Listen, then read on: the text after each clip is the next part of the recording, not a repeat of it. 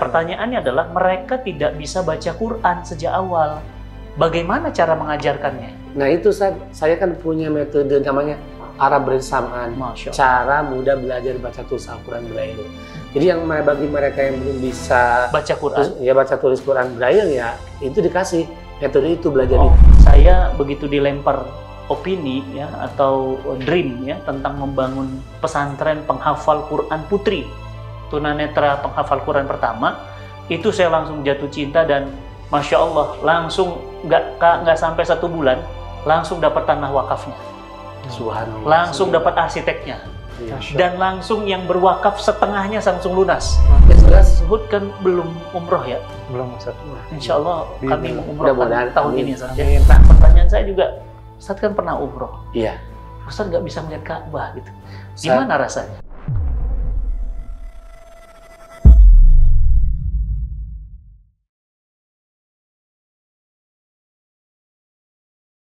Apa latar belakang pendirian pesantren? Kan punten ya Ustaz, maaf gitu, dengan kondisi yang sekarang terbatas, untuk ngurusin diri sendiri aja udah repot gitu.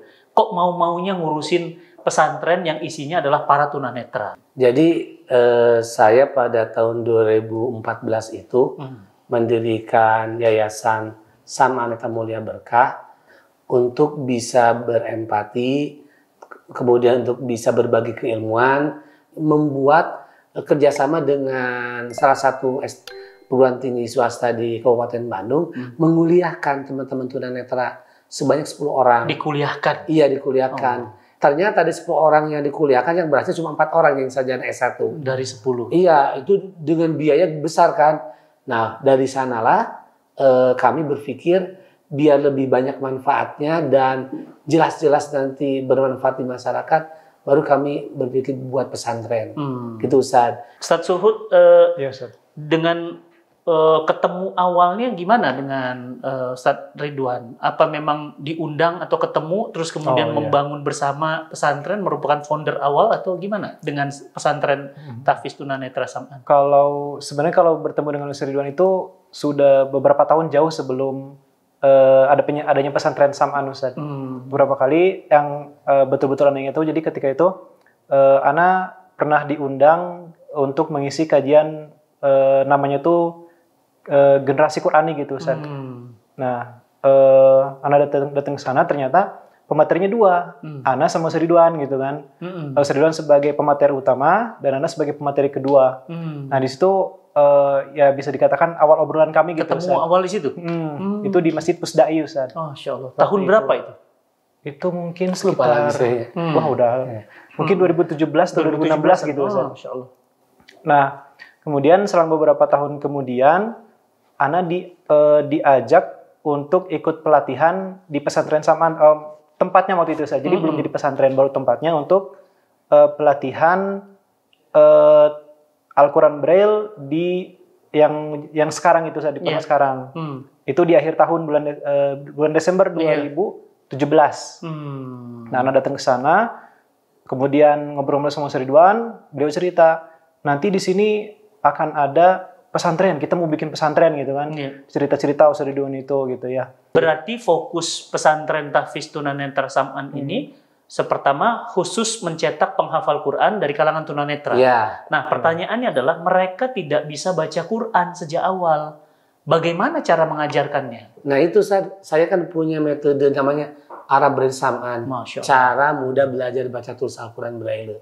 Jadi yang bagi mereka yang belum bisa baca Quran, baca tulis Quran Braille ya itu dikasih metode itu, belajar itu di pesantren, jadi buku panduan pokok. Ustadz yang menemukan metodenya? Bukan menemukan, menyusun salah. Menyusun metode. Ya, itu juga melihat kiri kanan ATM, amatir dan modifikasi menjadi sebuah metode. Jadi mereka yang masuk dari tunanetra belum bisa baca Quran, ikut metode itu. Ya, gitu. Bisa baca. Bisa baca. Alhamdulillah. Berapa lama dari mulai orang nggak bisa baca sama sekali, belajar Braille sampai bisa baca Quran? Relatif saja. Ya, itu kalau yang sudah dialami, Ustaz ya, dari lapangan itu yang paling cepat kurang lebih 6 bulan, Ustaz. 6 bulan? Iya, dari mulai dia belum pernah megang Braille sampai akhirnya dia bisa baca sekitar 6 bulan. Itu paling cepat, Ustaz. Kalau yang lebih lambat ya banyak, Ustaz, ada aja gitu. Nah, pertanyaannya, mereka kalangan saudara-saudara kita tunanetra proses menghafalkan Quran, simaannya itu lebih banyak berarti dengan pendengaran atau dengan pencerapan huruf. Tergantung, Ustaz. Dan Ustaz yang tahu, setahu saya yang saya perhatikan, ada yang mengedepankan perabaan kemudian dikuatkan dengan pendengaran pakai audio ya. Ada yang kalau karena perabaannya kurang, maka yang pendengaran lebih tajam. Nah, itu ada juga yang gitu. Jadi di santri kami sangat dinamis, Ustaz. Dan Masya Allah. Ada juga yang balance, dua-duanya balance. Ada lagi yang ketiga, Ustaz. Ada salah satu santri kami, sampai sekarang dia masih nyantren. Dia ini ganda. Nah, dari sisi baca dia lemah, dari sisi mengoperasikan soundbox dia juga lemah, Ustaz. Akhirnya kita pakai metode ketiga, talaki, Ustaz, ayat per ayat. Allah. Per ayat itu lebih mudah bagi dia. Itu lebih mudah, Ustaz. Tapi repot untuk pengajarnya, Ustaz. Ayat per ayat harus siap pembimbingnya, Ustaz, gitu. Apalagi ayat yang panjang ayat per ayat. Iya, Ustaz. Butuh kesabaran yang lebih. Betul, Ustaz. Sepanjang berdiri dari Sam'an sampai berdiri sampai sekarang, sampai berdiri, sudah berapa lulusan yang dihasilkan kira-kira? Dan hafal Qur'annya sudah berapa banyak yang hafal? Dan berapa juz kira-kira? Kak, dengan sebelumnya dari angkatan awal, kan ada angkatan awal di angkatan Ustaz Jenal, angkatan Amin itu di atas 15-an. 15-an orang ya, Masya Allah. Dan kalau nggak salah satu lulusannya dan hafiz Quran juga, saya pernah mengumrohkan yang saya berangkat. Itu namanya Amin. Ustadz Amin. Iya, saya umrohkan, bukan saya ya, ada donatur di Cinta Quran yang mengumrohkan. Dan kisahnya luar biasa, Ustadz. Beliau nangis ketika kemudian ingin melihat Ka'bah. Betul. Nah, pertanyaan saya juga, Ustadz kan pernah umroh. Iya. Ustadz nggak bisa melihat Ka'bah gitu. Gimana rasanya? Subhanallah ya, saya juga nggak menangis. Saya kan tidak bisa melihatnya begitu. Kan tahun 2007 masih suasana ini saja, suasana alami, turun tangga depan Ka'bah. Subhanallah, saat itu getarannya luar biasa. Terasa hadirnya Allah, terasa adanya Ka'bah itu betul. Itu hati saja yang bicara, saat bukan mata. Ternyata Allah di sini, Allah buktikan menghidupkan hati. Bagaimana bisa terasa semua itu? Ya Ka'bah, ya Allah. Itu saat meleleh terus sampai tawaf juga tidak berhenti, merasakan nikmatnya hadir. Meskipun tidak melihat fisiknya. Itu memang ternyata yang mungkin yang disebut dengan mata batinnya. Mata batin. Itu saya terus terang sulit untuk diceritakan secara lafaz ya. Pokoknya yang jelas nikmat, kemudian hadirnya Allah juga terasa, San. Ya gimana yang disebut anta budallah ka anak kata itu saya rasakan betul-betul. Meskipun tidak bisa melihat gitu. Yang jelas Zuhud kan belum umroh ya. Belum, Ustaz. Insya Allah kami mengumrohkan tahun ini, Ustaz. Mudah-mudahan ini antum berangkat nanti insya Allah bersama saya di Cinta Quran ya, karena kemarin sudah berangkat dari Sam'an sudah 2 orang. Insya Allah tahun ini kita tambah 3 orang. Ustaz, saya ingin tanya, saya menarik tentang membaca Quran, menghafal Quran. Nah, pertanyaannya lagi, apakah pesantren sekarang ini tidak mencukupi? Sehingga saya pernah bertanya kepada Ustaz Dr. Ridwan, beliau punya dream, punya cita-cita, punya impian membangun pondok pesantren tahfiz tunanetra putri pertama di Indonesia. Pertanyaannya, kenapa nggak di tempat itu? Pertama gini, Sad, pondok pesantren yang sekarang kami diami itu sudah overload. Jadi memang disetting kapasitas di bawah 20. Jadi bagi tunanetra kapasitas 18 orang, 20 orang itu udah overload. Karena satu tunanetra sama dengan 3 orang melihat. Jadi satu tunanetra sama dengan 3 orang melihat. Ya, kalikan saja kalau 20, 3 kali 2 berarti 60 orang itu kualitasnya. Sementara kebutuhan untuk mendidik tunanetra itu tidak sekedar ikhwan kan, awat pun perlu. Karena awat ini merupakan kader masa depan untuk lahir di generasi-generasi berikutnya. Nah, itulah mimpi saya pribadi dan kami Pondok Pesantren Sam'an pengen punya pondok putri, karena pondok putri belum ada yang menangani di Indonesia. Kenapa pondok pesantren tahfiz tunanetra putri? Gini, Ustaz. Kan putra malah lebih berdaya, jadi qawam, jadi ayah. Pertama begini, Ustaz juga mungkin tahu kata-kata Nabi yang al-ummahat madrasatul aulad. Ibu-ibu itu merupakan madrasah pertama untuk anak-anak. Untuk anaknya. Iya. Sekarang kami berharap generasi untuk ibu-ibu tua itu harus menjadi generasi ibu yang tangguh, yang dapat melahirkan anak yang berkualitas ke depan. Sudah tunanetra, dia tidak punya kapasitas yang bagus, tidak hafid, bagaimana akan menjadi seorang ibu yang bagus kalau dia tidak menjadi madrasahnya anak-anak. Maka salah satu ikhtiar kami untuk melahirkan ibu-ibu tunanetra yang luar biasa ke depan, mau tidak mau dipersiapkan pesantren tahfiz. Di pesantren tahfiz. Nah, ya gitu saja, itu satu. Yang kedua, kan perempuan ini rentan juga, rentan pelecehan seksual, rentan marginalisasi. Iya, betul. Makanya di pondok pesantren ini kita juga bina wawasan, pengetahuan dan sebagainya untuk dipersiapkan nanti menjadi ibu rumah tangga, wanita berdaya. Nah, begitu, Ustaz. Dan yang ketiga, kami melalui pondok pesantren ini menjadi motor atau menjadi penggerak bahwa ibu-ibu tunanetra ke depan dia menjadi wanita yang tangguh dan mandiri, benar-benar bisa melahirkan keluarga yang sakinah mawadah, kemudian juga bisa menjadi ibu-ibu yang benar-benar mendidik anak itu menjadi generasi luar biasa di masa yang akan datang. Masya Allah. Jadi ini cita-cita yang mulia, dan saya dapat kabar, benar nggak Ustadz? Karena Ustadz mungkin aktif di Persatuan Tunanetra seluruh Indonesia. Benar nggak Indonesia ini belum pernah punya pesantren tahfiz khusus putri tunanetra? Ya, sepengetahuan saya memang belum ada. Belum pernah ada? Ya, belum ada yang menangani spesifik untuk keputrian. Ya, terus belum ada. Memang lembaga tunanetra banyak. Ya.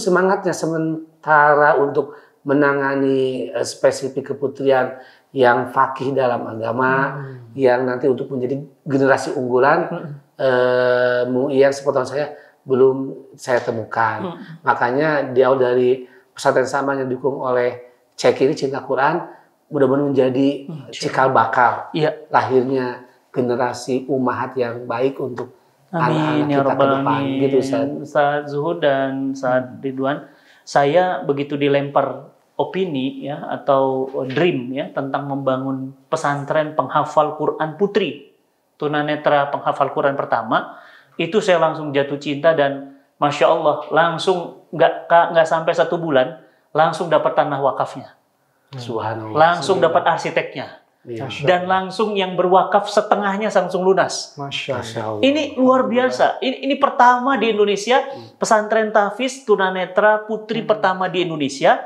Jadi begitu dilempar wacananya, langsung ada yang nyamber, Ustaz, diwakafin tanahnya. Langsung ada yang nyamber lagi, saya setengahnya, Ustaz. Jadi dari total RAB sekitar 8 miliar, itu hampir setengahnya sudah selesai. Dan Masya Allah, langsung dapat arsiteknya, dan gambarnya cuma 2 minggu langsung keluar. Desainnya sudah selesai. Betul, itu betul, saya mimpi saya juga lama. Ini. 2 tahun yang lalu tuh saya mimpi itu. 2 tahun yang lalu saya ngomong ke Pak Dhani, soalnya saya tuh mimpi pengen punya Mahat Putri. Nah, itu tuh. Dan ya melalui satu rohim dengan Ustadz, subhanallah yang tadi Ustadz katakan, ternyata Allah percepat. Kalau untuk Pondok Putra kan sudah dikatakan aman lah ya. Untuk Pondok Putri memang kita belum punya lahan. Bagaimana nanti dia memasak, bagaimana dia mengurus anaknya, nah, bagaimana dia kemudian memuliakan suaminya di rumah. Bayangkan kalau dia tidak terbina dengan keilmuan keislaman, dan sebaik-baik ilmu adalah Quran. Jika dia sudah terinstal Quran, bisa terbayang bagaimana dia jadi wanita hebat. Jadi ibu yang dibanggakan oleh anaknya. Itu, Ustaz. Ini menarik sekali. Jadi menurut saya teman-teman semuanya ini satu dream yang kita harus dukung bersama. Ya, maka alhamdulillah kabar gembira buat teman-teman semuanya. Kita sedang membangun satu kawasan pesantren tahfiz putri tunanetra pertama di Indonesia bernama Sam'an Cinta Quran, yang alhamdulillah lahan wakafnya sudah tersedia dan Masya Allah, Ustaz, desainnya sudah ada. Alhamdulillah. Dan yang wakaf juga sudah setengahnya, tinggal setengahnya lagi, Ustaz. Mohon doanya nih yang nonton langsung bisa ikut berwakaf untuk pembangunannya nih. Nah, Ustaz, ini saya ingin tanya lagi.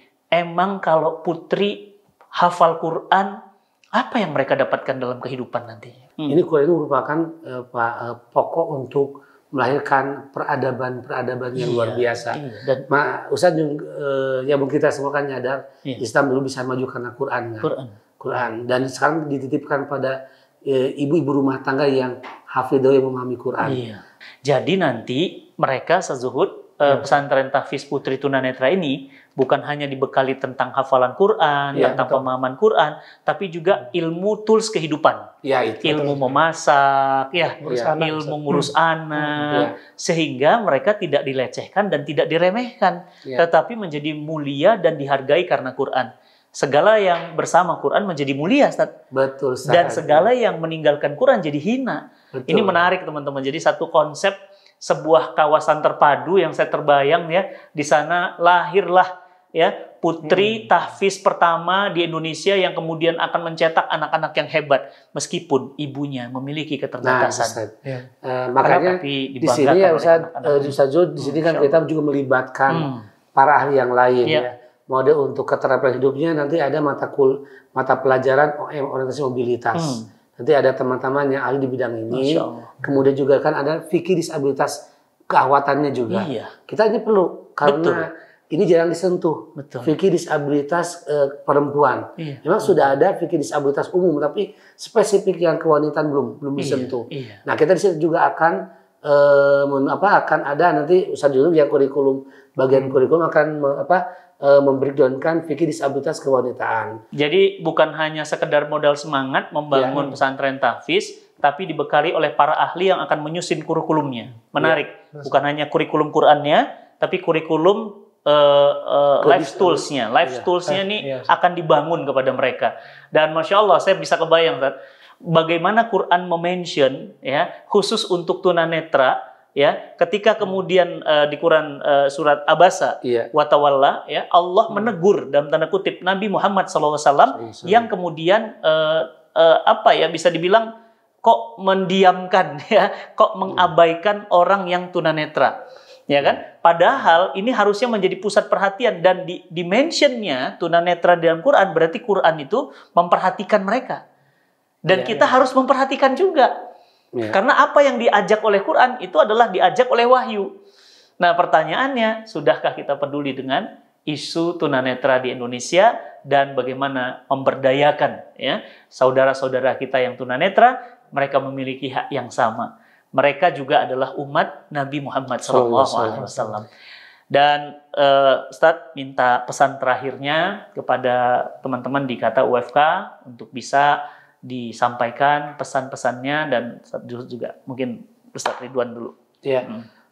Bahwa kami memang bermimpi untuk punya pesantren tapi tunanetra, intinya supaya para akhwat tunanetra menjadi ibu-ibu yang tangguh di masa depan dan melahirkan generasi-generasi yang soleh-soleha yang benar-benar berkualitas.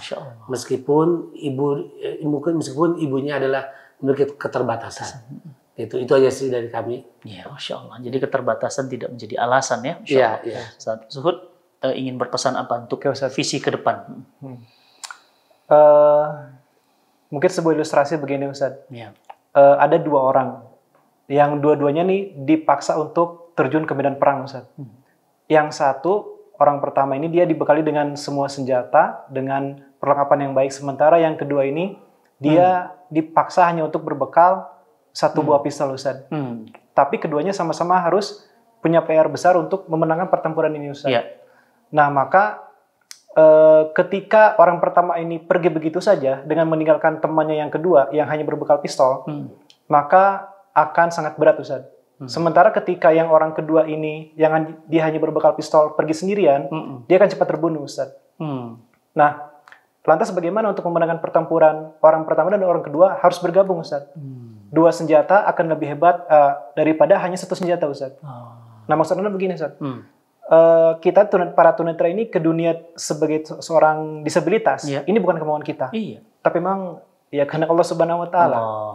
Dan kita khususnya kita para dai gitu ya, kita saat ini sedang berada di medan pertempuran. Siapa musuh kita? Ya orang-orang yang mendakwahkan atau orang-orang yang menyebarkan pemahaman keliru lah, yang mungkin ada sekuler, liberal dan sebagainya, Ustaz. Ini medan pertempuran. Dan kita sebagai para dai, terlepas apakah dia disabilitas maupun tidak, kita punya PR besar dari Allah Subhanahu wa Ta'ala untuk memenangkan dakwah Islam ini, Ustaz. Maka kalau masing-masing berjalan, ini akan berat, Ustaz. Maka jalan terbaik adalah saling peduli, saling bekerja sama, sehingga kemenangan Islam ini, kejayaan Islam ini bisa tercapai. Nah, kenapa kita bangun pesantren ini dan kita semakin besarkan agar dakwah Islam ini semakin meluas. Cita-cita kita untuk membuat generasi yang emas, generasi Qurani itu tercapai, Ustaz. Allah. Seperti itu. Masya Allah. Luar biasa ya. Dan kita tahu ya bagaimana penghargaan Islam terhadap wanita. Ya, barang siapa yang memiliki 3 anak wanita dan dididik menjadi solihah, maka dia, orang tuanya tidak akan kena percikan api neraka. Dan surga ada di telapak kaki seorang wanita. Surga pintunya paling tengah adalah seorang ibu dari anak-anaknya. Bagaimana ibu dimuliakan 3 kali ya dibandingkan bapak. Ini sudah cukup untuk menjelaskan betapa dahsyatnya peran wanita dalam pandangan Islam. Dan hebatnya lagi, mereka dari kalangan tunanetra, meskipun keterbatasan tapi tidak jadi alasan.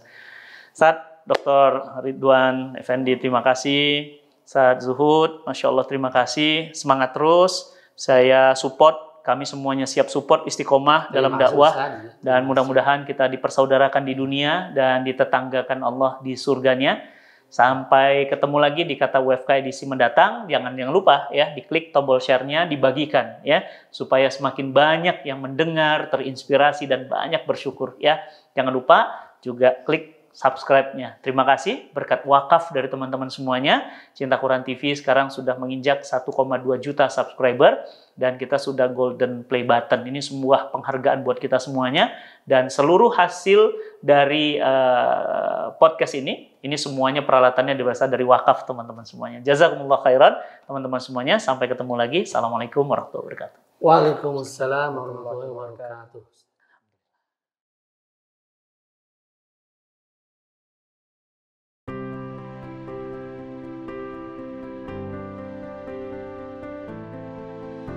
Yang tadi yang bisa melihat, tiba-tiba Allah takdirkan gelap gulita gitu.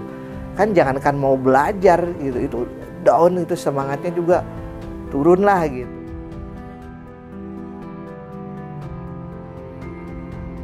Bagaimana kita akan mengenal Allah kalau kita tidak dekat dengan Quran, tidak mengenal wahyu Allah yaitu Al-Quran. Mari kita sama-sama manfaatkan peluang-peluang kebaikan yang ada di hadapan kita, apapun itu bentuknya. Jadi kalaupun kita melakukan kebaikan, maka insya Allah kebaikannya untuk kita. Lakukan kebaikan itu dengan ikhlas, insya Allah itu semua kita akan menuju pulang ke hadapan Allah, pulang dengan bahagia.